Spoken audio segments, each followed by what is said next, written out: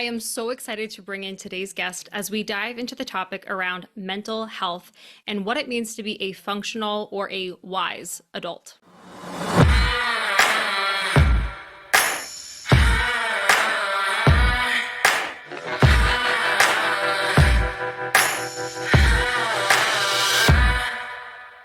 Welcome to the Dangerous Women podcast, where the intersection of fierceness and femininity fuels empowerment. Our goal is to provide women with insights to unleash their power. Grounded in the 7 principles of self-confidence, we guide women to embrace their duality, delicate as a flower, yet powerful as a bomb. I'm your host, Colleen Conlon, inviting you to join me as we explore topics on health and wellness, empowering you to embody the essence of your dangerous woman.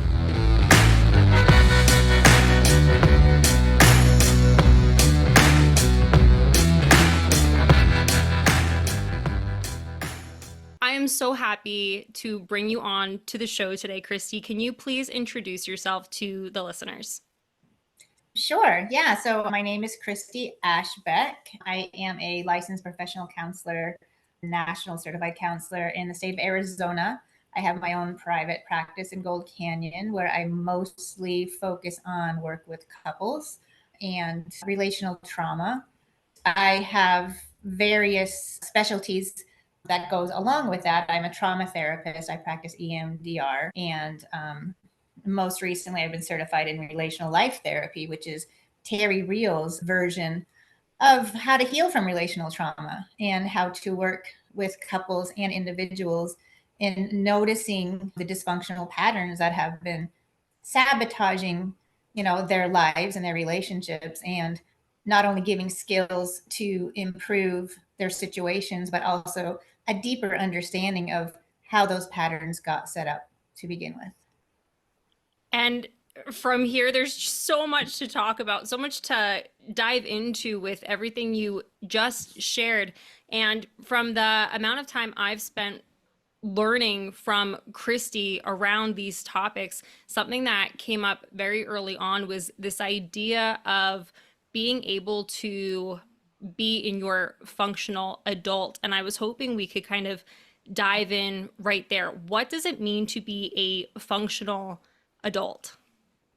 Right. That's a great question. A lot of us don't learn about that until we come to therapy and realize that what we have been doing is something we've learned in our childhood, something we've had to learn to perform a role that we had to play in order to balance our dysfunctional family system.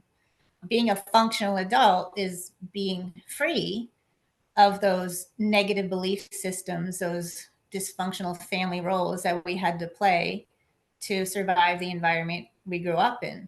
Being functional means being flexible, being curious, being open-minded, being compassionate and kind, and noticing our thoughts, considering if they're valid, noticing our emotions, and deciding how we want to respond to them instead of doing our knee-jerk, automatic, learned response that pretty much can blow us up in our relationships.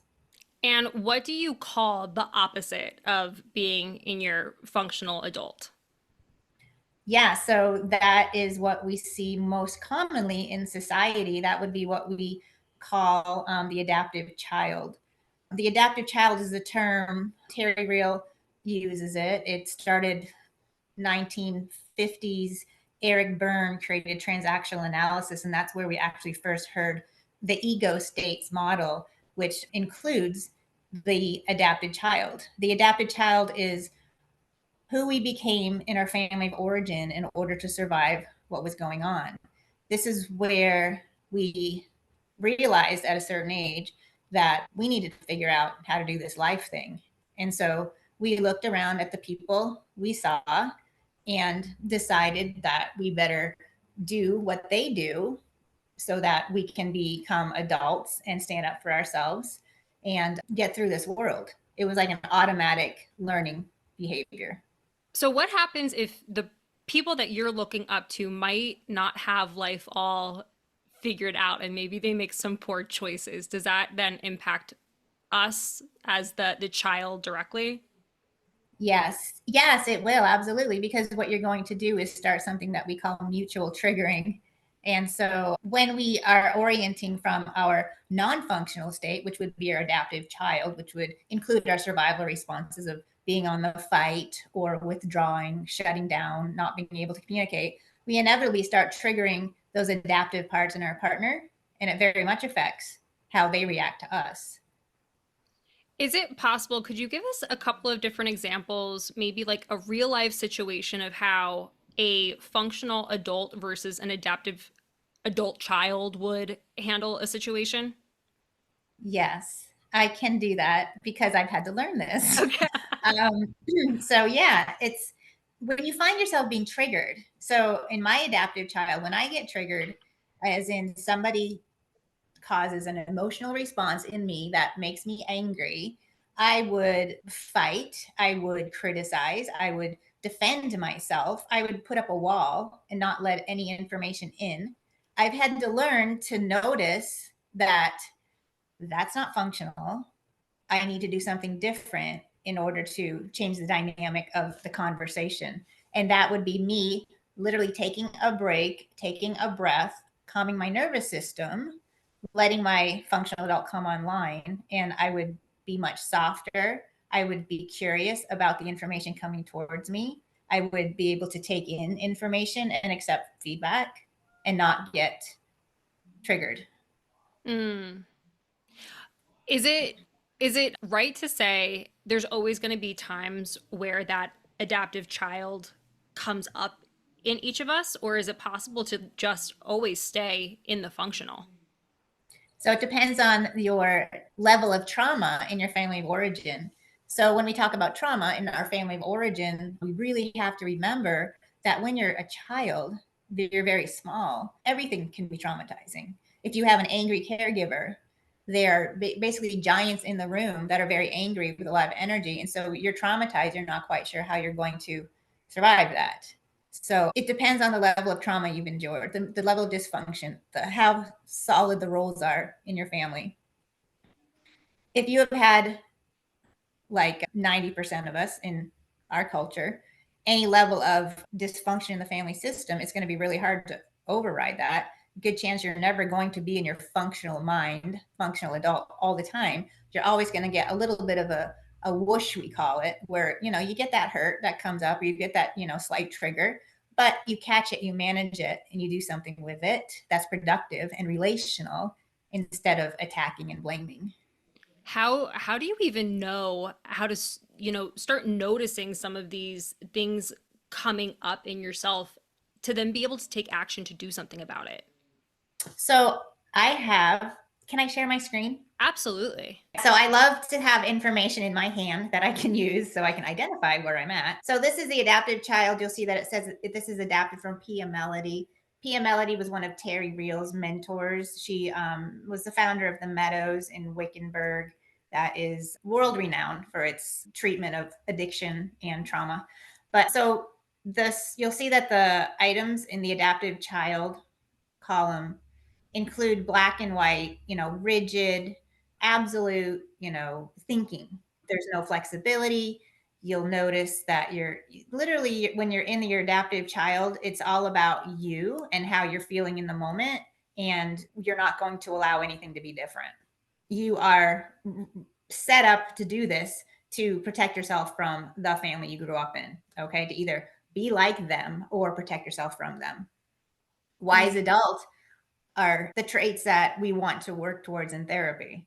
We want to be able to see things with a nuance. We want to be more realistic of what's going on in the present moment, forgiving and flexible, warm and yielding, humble, relax in our body. So you'll notice some of these traits in you at times, the wise adult, but you'll also notice that when you're triggered, emotionally triggered, you will go back into something more black and white, all or nothing. It's this or that, and you are not flexible and yielding. You can't take in information. I love just getting to see all of this out in front of me as well. It's so interesting that you are saying how, this is all a product of growing up. I feel like so much of society as a whole really rewards some of these things that are listed under the adaptive child. Like, you know, in work, I mean, I have so many clients who are in some really high, powerful corporate roles. And the idea of anything not being perfect is,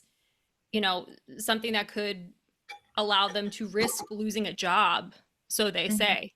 In certain areas of life, it seems like if you are not of the mindset of the black and white, if you are not doing things a certain way, if there is not this relentlessness, it's not possible to be rewarded.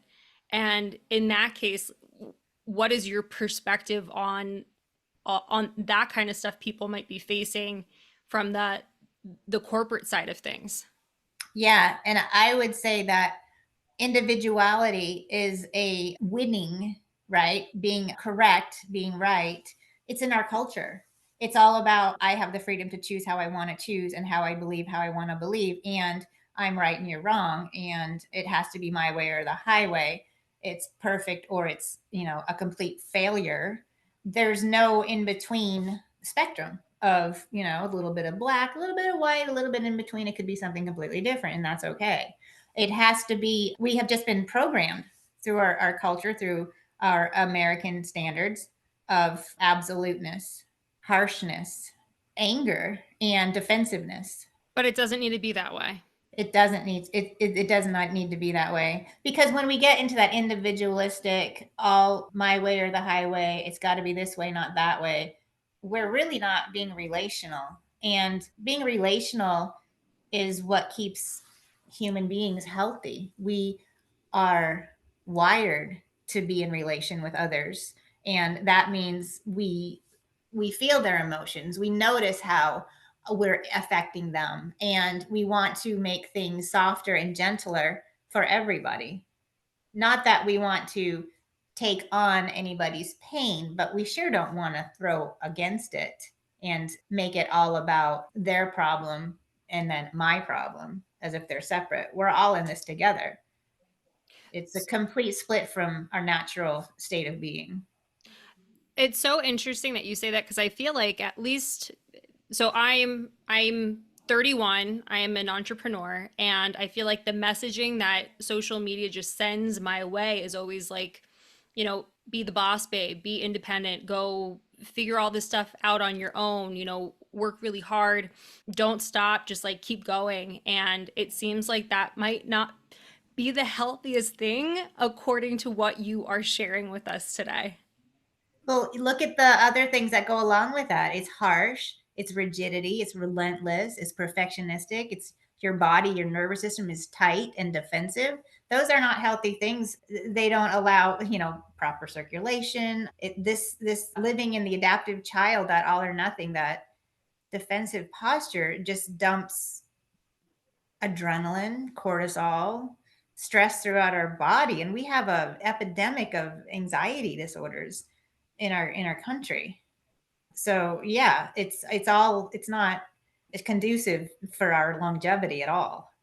So, is it possible to be a wise adult in that case and still, get the job done? Great question. Because the wise adult in our society is, the minority. There are We have just got the fight, the, you know, us versus them mentality that's been passed down generations and generations and generations.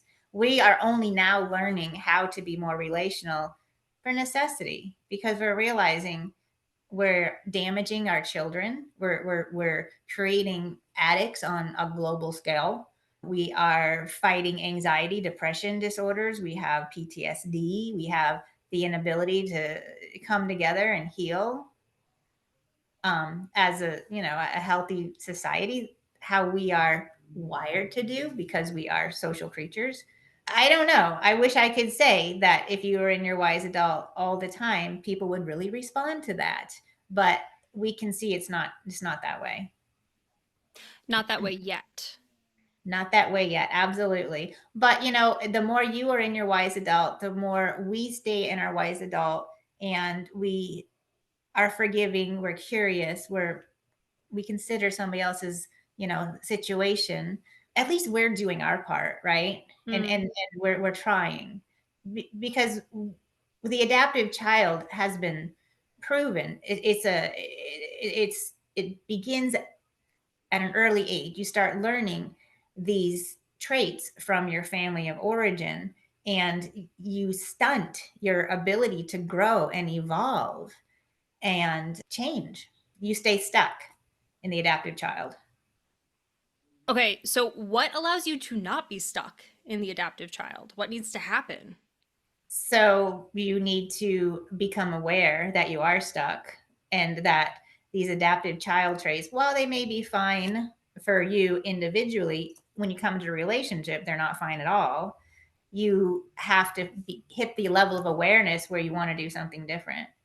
And that's when you start noticing, oh, I have been doing things inappropriately in these patterns of dysfunction my entire life. And I keep setting myself up for the same thing I did before, the same arguments, the same. Yeah. You have to kind of hit like a point in your life where you're just tired of it and you want to do something else. You want to have intimacy in your relationships. You want to have connection. That's your birthright. You Wait, want that back. can we talk about that a little bit more for a second? So you're making comments about doing things as the individual versus doing things relationally. Is there ever a time where it actually makes sense to be living as the individual versus living in the relationship? Or should we always strive to be in relationship? And what does that mean? So Is that like romantic? Is it community? Like, what does that mean? yeah, that's a great question, because we have our romantic relationships. We have a partner that we love and, want to spend the rest of our lives together with. And that is, science shows that is our healthiest state of being, as long as it's a healthy relationship and it's not toxic and abusive. But then to be relational with other people, that's how we've always been, until the years of industry came, and power and patriarchy of I'm better than you are, when people started splitting off and wanting to be their own island, be their own country, do their own thing. Long we weren't like that a long time ago. We needed to depend on other people in order to survive, to take care of the children. It was a community effort. Our modern world has given us, the ability to survive in isolation. We never could do that before. Or what do you have to say? I don't know if this ties to it, but the idea of like, well, I can do it all and I can do it all on my own. Okay, so yeah, go ahead and do that and see how far that gets you, because inevitably in the end, you're going to have to find somebody to help you. That's just, you can't do it all by yourself. And it's unfortunate that our society puts value in doing it all by yourself, because literally you are taking yourself out of your birthright to be connected to other people who can validate you, who can support you, who can encourage you. When you become an individual behind a wall, we call it, you're living in a state of disconnection. And RLT makes the brave statement that we believe the cause of addiction is truthfully from being in disconnection. Really? Any type Yeah. of addiction or a specific type of addiction? Are we using that as a broad term or Addiction, anything that is mood altering can be addiction. So, shopping, sex, eating, relationships of toxicity. You can be completely addicted to a person who is abusive to you. You can't pull away from them, because you don't know, you don't have true connection. True connection is where you can feel like you're a part of the human race. We're a herd, and we are herd people. We live in societies together, in civilizations, just like horses. They run in a herd. They're healthier in a herd together. It is when you're disconnected, you kind of feel like something's missing. You Hmm. don't get that life flow that is your birthright. And so you start looking for things to put in there to make you feel connected, to make you feel alive, to make you feel whole. Hmm. What happens if you are looking in places though, or like you're looking for partnership or community where they're living in that adaptive child mentality? Then what happens? So usually we end up in a relationship of mutual triggering. You trigger me, your reaction triggers me, my reaction, and you go back and forth and you do the power struggles, the who's right and who's wrong, and we're going to figure this out once and for all if you just consider, that you're wrong and I'm right. And that's not relational. There's no compromise. There's no I see you are not like me. You have different experiences, you have different beliefs, and that's okay because you're different. There's no intimacy. It becomes somebody's always got to feel like they're better than the other person, and it becomes that power over structure that is never going to be connected. You're never going to have an equal loving partnership with a relationship like that.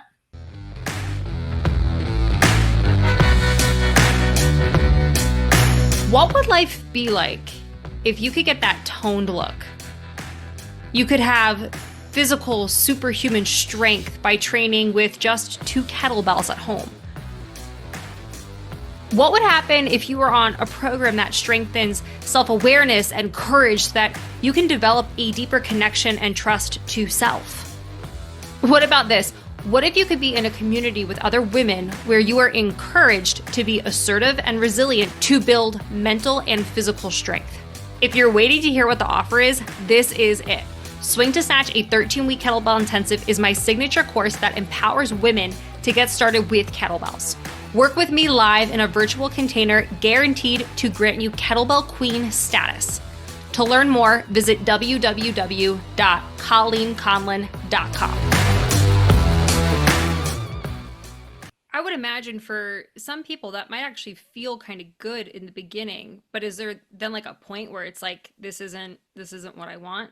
Could be, yeah. Some people, they want to align with people who look like they are in control and they have power and they're helpful and they're strong, because they don't have the self-esteem within themselves to know that they're okay. They come from a shame-based position where they feel like they need somebody, anybody, to tell them that they're okay so that they know they're okay. But it doesn't last very long, because if you're that one down shame-based person, if the person you're trying to get your approval from doesn't show up for you that day, you're empty, you're unfulfilled, and you go right back down into shame. Whose responsibility is it to not let that happen for yourself? It's yourself, right? Absolutely. It's yourself. That's where your self-esteem comes from. I have the power to hold myself in warm regard, knowing that I am no better or less than anybody. Nothing that I've ever done can subtract value from me or add value to me. We're in this together. So it is your job. If you find yourself going one down, feeling less than, it is your job to remember you have every right to live a life worth living, however that may look. And you bring yourself up from that one down place into a healthy self esteem. At the same time, if you're one up and you feel like you're righteous and you can control, it is your responsibility to bring yourself down off your high horse and be relational. It sounds like kind of a sticky situation to navigate on your own, especially if this is like new information. So, in that case, where does somebody start? For somebody who might be hearing this for the first time, learning about the adaptive child. Am I saying this right? Adaptive adult child, adaptive child, adaptive adult Right. child. It gets confusing because It does. PMLity Yeah, changed it. So PMLD uses adaptive adult child, and then there's a wounded child, and there all that stuff. But for simplicity, Terry just uses adaptive child and functional adult. Truthfully, there's 3 ego states. If you want to get down into the wounded child is created between 0 and 7, 8 years old. And that's the child that really did suffer the wounds, who could do nothing to protect themselves. The adapted child is the ego state that comes out right after, that realizes, I need to protect this wounded child. I can't just keep being hurt. I need to stand up and do something. And so then you become the adaptive child, and you stay in the fight, or the withdrawal, the shutdown, all of those losing strategies for, sometimes your entire life. So it does. It takes another person. See, this is why, like, being in relationship is healing, because you have somebody mirroring right back at you the dysfunctional thing that you're doing over and over again. Not What that ha- you like it. what happens in that case though if you have somebody who, is doing the work and they're, becoming more aware of staying in that functional adult when the other person is really just acting like a big kid? What do you do then? Right. Yeah. So when you can be in your functional place and you let the other person spin out and do whatever, they do. They're having a hard day, and that they're not like that all the time, but still they're acting out right now as if they were young. They're acting like a child. You stay in your functional place and you just breathe, lots of deep breaths. And you might tell this person, use the boundary. Say, I can't have this conversation with you right now in this state. I'm going to give myself a timeout, because I know if I stay in here with you, I'm going to get triggered, and then I'm going to be in my adaptive child, and we're going to be off to the races.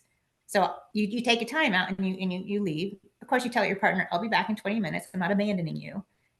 You take some time, and then when your partner gets back into their functional state, which basically means their prefrontal cortex turns back on, and they are allowed to see things in the present moment instead of everything triggered from the past, they can come back and have a conversation about what that was all about. So it's normal to need to take a pause. Like nobody just like has it all figured out and can just be calm, cool, and collected all the time. Or maybe some people can, but like that sounds like a really hard thing Yeah. to be So able to do. it really is, depending on the amount of relational trauma you've had. Mm. Relational trauma is what we're healing from. And relational trauma could be the trauma you endured when you were 3 years old. And then again at 9 or 8. And it just keeps happening. And you've never really learned the skills, because you've never been around anybody who Mm. was a functional adult to show you how to get through difficult times with emotions in a regulated state.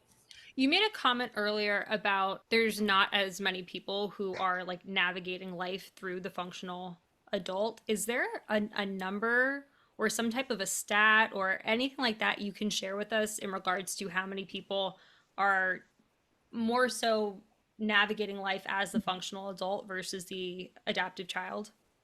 So I wish I had a good solid number, but I would say absolutely the large majority.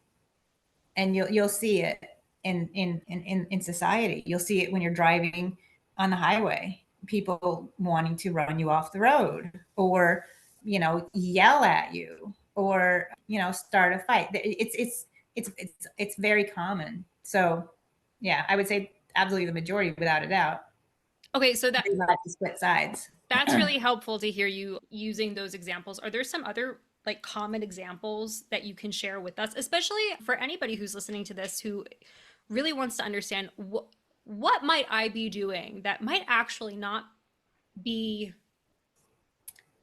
function in my functional adult that I'm Yeah. just like unaware of, that I'm doing it because nobody's pointed it out that knows more about this stuff at this time in my life.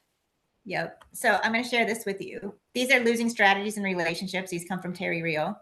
There's 5 of them.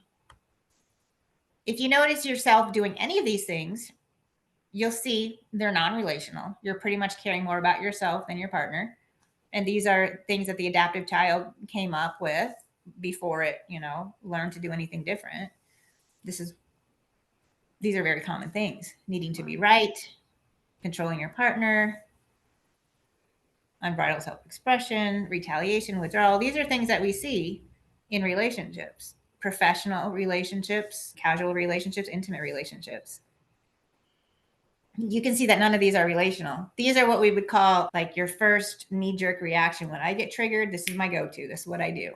Okay. The first knee-jerk reaction is like our first consciousness of the adaptive child. This is what I do. This is what I always do. Every time they yell at me, I shut down. Every time they yell at me, I shut down. But then I think about in my head how I'm going to get back at them.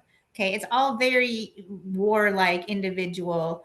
I need to save myself, and I could care less about the relationship. So if you are somebody who really, I want to use what you just said. I'm upset. I want to get back at them. Uh-huh. You were saying that's not the healthiest thing. So now that you are aware of that, how do you change it? What is the healthy alternative to that? What would the functional adult do in the same situation? Well, what good is ever going to come out of I'm going to hurt you like you hurt me? It's just more hurt. Nothing good is ever going to come out of harshness, cruelty, retaliation. That's outdated, non-relational stuff that have been passed down to us from warring generations. Where we were in a different place. We're evolving. We are evolving beyond those losing strategies because we know we need to come together to survive. And I hurt you like you hurt me. If you're trying to get close to somebody and have a relationship, that's the opposite. You're going to get more retaliation. You're going to get more negativity. And it just feeds the fire. I want to pivot for a second. When we were looking at the two sheets of showing the column with the black and white thinking versus the other column, I think some people, and I'm going to use myself as an example because for the longest amount of time, I think I really was living as the adaptive child, thinking, I'm an adult, I'm doing life, but learning about the wise adult, I realized, oh,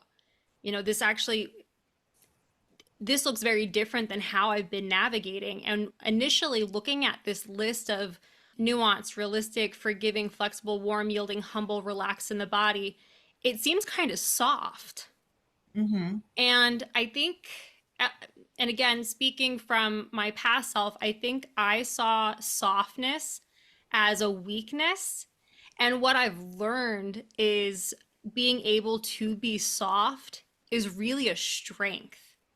And, looking at this list in the comparison, you made a comment before, like to be able to, still be successful, especially like in a corporate situation.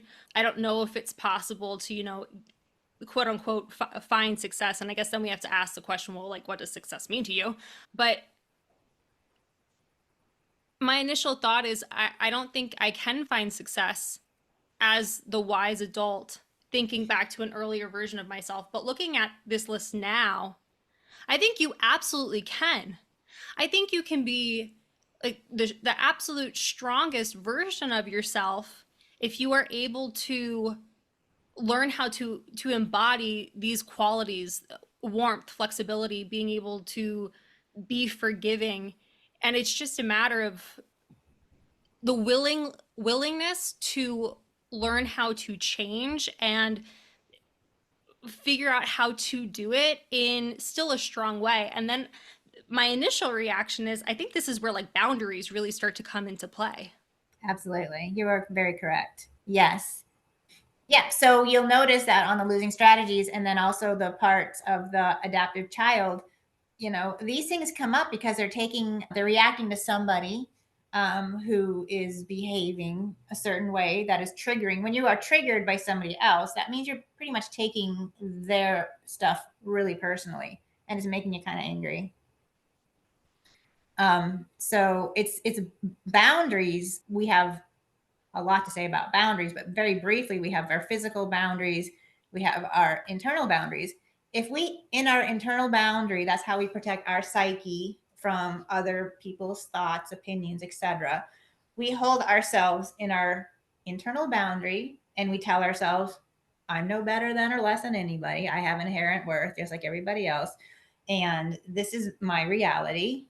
Whatever they have to say over there, I'm going to protect myself from that and not let it in. If I don't let that in, I don't take it personally. I don't have to react to it and get back at them, retaliate, or have a disagreement or try to control them and change their mind. I don't really, I can be me and they can be them, and that's okay.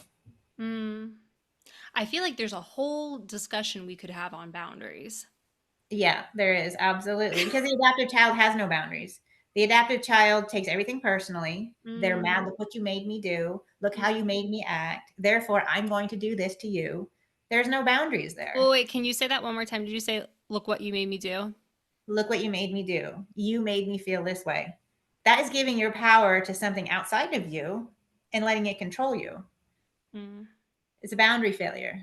Is it correct to say we would all be healthier, happier people if we figured out how to navigate and stay in that functional adult part of us? Absolutely. We have so many therapeutic interventions, CBT, DBT, EMDR, all of these things are learning how to stay here in the present moment and deal with what's going on right now instead of getting triggered and flooded with who did me wrong in the past, how it went down before, right? All that stuff is overwhelming. And there's no way your system can take care of it all in this present moment.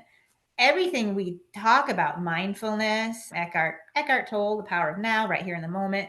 When we're in our adaptive child, we're not even in the present moment. We're fighting things from the past. We're projecting things into the future. We're taking things personally. We're not living in our reality, in our peaceful place where we know we're no better or less than anybody. What I feel is true to me may not be true to them, and that's okay, right? So it's a very powerful place to be, but depending on your level of trauma and dysfunction, it's hard because it feels good to be right and get back at somebody. It can become addictive. So, what do we do for the listeners to help empower them to take next steps in taking control of this if they feel like it's something that they want to be working on? So I would say if you notice that these adaptive child traits are showing up in you with your partner, get into couples therapy with a therapist that understands, is trained in relational life therapy, or PM Melody's, model of therapy. It's called post-induction therapy, but somebody who understands family dysfunction and relational trauma. Get into a good program like that. If you can't get your partner to go by yourself. And at the bare minimum, read a book about, well, Terry has a few. He has Us. He has New Rules of Marriage. PM Melody, she wrote Facing Codependence, and this all goes into codependence. Yeah, there's lots of resources out there. Thank you so much for sharing all of that. It sounds like, if you can get in with somebody live, amazing. And if you can't get in with somebody live, there are plenty of resources, including reading material or listening. I know I have partaken in a number of these books via Audible. So lots of resources out there to help you if you feel like this is something that you want to work on as you continue to journey on in this life. Thank you so much for all of the knowledge that you shared with us today, Christie. Really appreciate having you on. You are very welcome. My pleasure.